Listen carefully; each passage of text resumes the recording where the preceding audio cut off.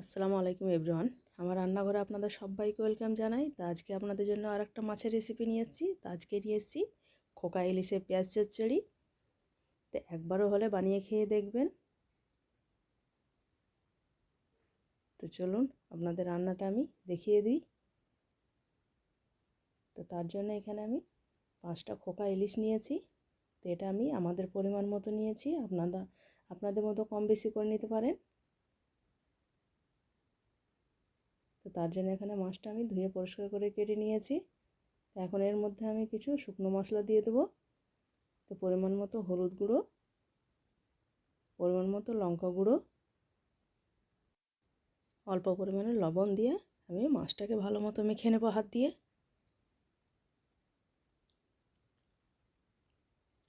তো এখানে মাছটা আমার মাখা হয়ে গেছে, তো এটাকে আমি সাইডে রেখে দিচ্ছি। তো গ্যাসের উপরে একটা কড়াই দিয়ে আমি এর মধ্যে পরিমাণ মতো সাদা তেল দিয়ে তেলটাকে আমি ভালো মতো গরম করে নেব। তো এখানে আমার তেলটা গরম হয়ে গিয়েছে। তো এখন মাছগুলো আমি ভালো মতো ভেজে নেব।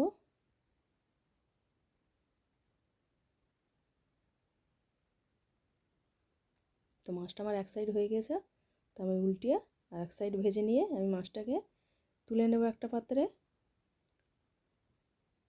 তো মাছটা আমি খুব একটা লাল করব না।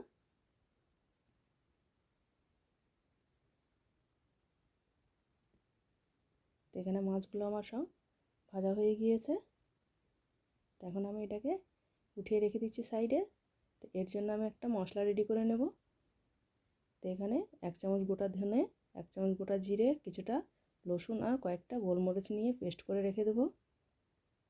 তো এখানে মাছটা ভাজার পর যে তেলটা বেঁচে গিয়েছিল, তো এর মধ্যে আমি মিডিয়াম সাইজের 4টে পেঁয়াজ কুচি আমি দিয়ে দিচ্ছি। তো পেঁয়াজটা আমি এরকম লম্বা মতো কেটে নিয়েছি।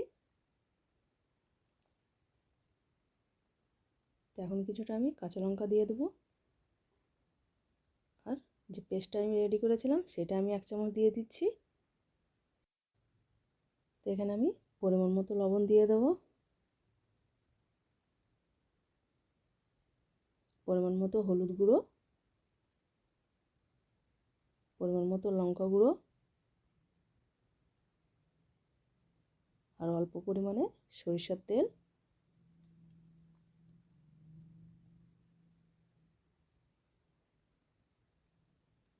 তো পেঁয়াজের সঙ্গে মশলাগুলো আমি ভালো মতো মাখিয়ে নেব, সেই জন্য আমি হাত দিয়ে ভালো মতো মাখিয়ে নিচ্ছি।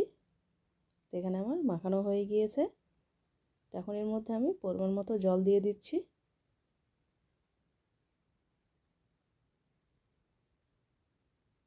তো জলটা দিয়ে আমি ভালো মতো নেড়ে চেড়ে সবগুলো সমান করে এক জায়গায় করে দিয়ে আমি ঢাকা দিয়ে এটাকে গ্যাসের উপরে আমি চাপিয়ে নেব।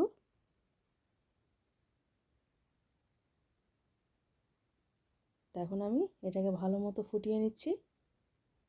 তো এখানে পেঁয়াজটা ভালো মতো ফুটে গিয়েছে। তো এখন আমি ভাজা মাছগুলো এর মধ্যে দিয়ে দেবো।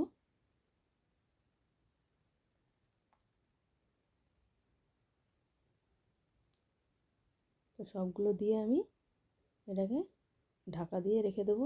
তো গ্যাসের ফ্লেমটাকে আমি লোতে রাখবো। তো এখানে ভালো মতো ফুটে গিয়েছে। তো আমি এর উপরে টমেটো কুচিটা দিয়ে দিচ্ছি।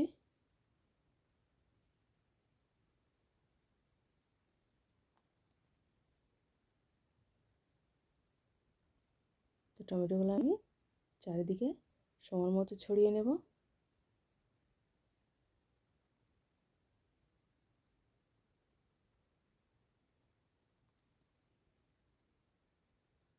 তো আবারও কিছুক্ষণ আমি ঢাকা দিয়ে রেখে দেবো টমেটোটা সেদ্ধ হওয়ার জন্য।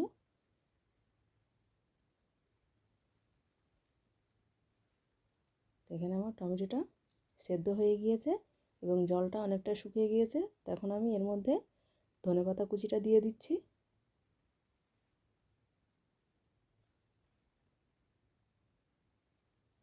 ধনেপাতা কুচিটা দিয়ে আবারও কিছুক্ষণ ঢাকা দিয়ে রেখে দেবো।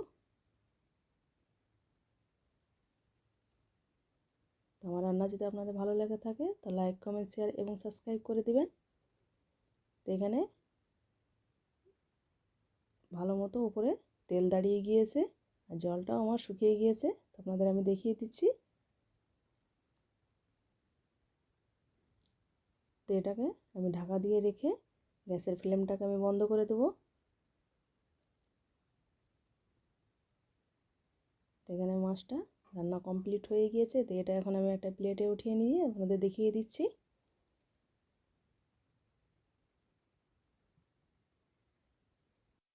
তো রান্নাটা আপনারা করে খেয়ে দেখবেন, দেখি কেমন হয়েছে আমাকে কমেন্টে লিখে জানাবেন